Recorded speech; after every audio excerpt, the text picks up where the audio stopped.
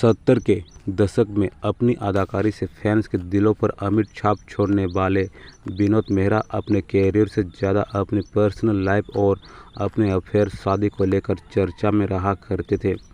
उनकी personal life तो खासकर काफ़ी सुर्खियों में रहा करती थी।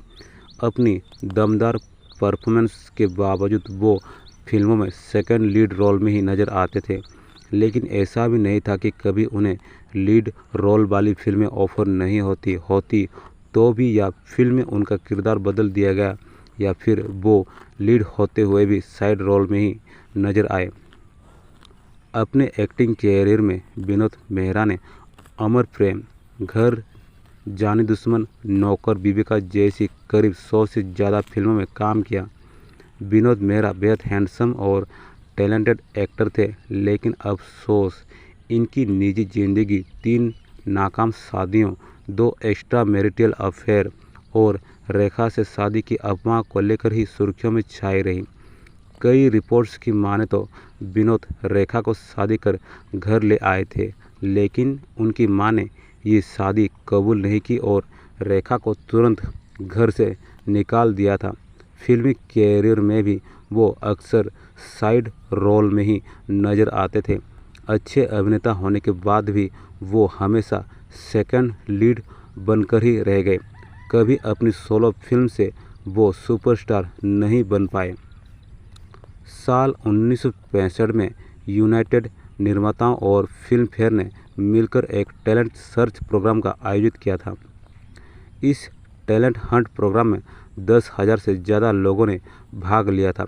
उस ज़माने के मशहूर निर्देशकों की जैसे बिमल रॉय, बी.आर. चोपड़ा, नासिर हुसैन, जी.पी. सिप्पी, ओम प्रकाश मेहरा और शक्ति सामंत ने इस टैलेंट सर्च प्रोग्राम को जज किया था। ये प्रतियोगिता इतनी बड़ी थी कि जो भी इस प्रतियोगिता को जीता उसे जज बने उस सभी निर्देशकों की एक फिल्म करने का मौका मिला और साथ ही 12 फिल्म का कॉन्ट्रैक्ट भी।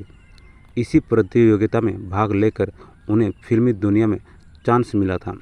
विनोद मेहरा को फिल्म में जो भी रोल मिला उन्होंने अपने हर किरदार के साथ न्याय किया।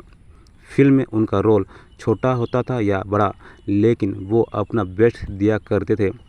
अपने एक्टिंग कैरियर में वो ज़्यादातर साइड रोल में ही नज़र आए। कई फिल्मों में तो उन्होंने ऐसे किरदार निभाए जो साइड रोल होते हुए भी लीड रोल पर भारी पड़ते नज़र आते थे। कहा जाता है कि विनोद मेहरा काफ़ी सीधे साधे इंसान थे। वो अपने दिल की बात अपने साथ वालों और अपने दोस्तों को बता दिया करते थे। कई बार उन्हें फिल्मों में अच्छे रोल मिल जाते थे तो वो किसी न किसी को बता ही देते थे कि अगली फिल्म में ये कर रहा हूँ। कई बार ऐसा हुआ जब उनकी फिल्में किसी और को मिल जाती थी। अपने मन की बात विनोद हर किसी से कर लिया करते थे। शायद यही वजह रही कि उनके बनते बनते काम बिगड़ जाते थे और वो हमेशा साइड रोल में ही नज़र आकर रह गए, कभी सुपरस्टार नहीं बन पाए। आपको बता दें, विनोद मेहरा ने अपनी ज़िंदगी में 4 शादियां की थी, लेकिन फिर भी वो तन्हा ही रह गए। उनकी लव लाइफ अक्सर सुर्खियों में छाई रहती थी। विनोद मेहरा फिल्म जगत का एक ऐसा चमकता सितारा था।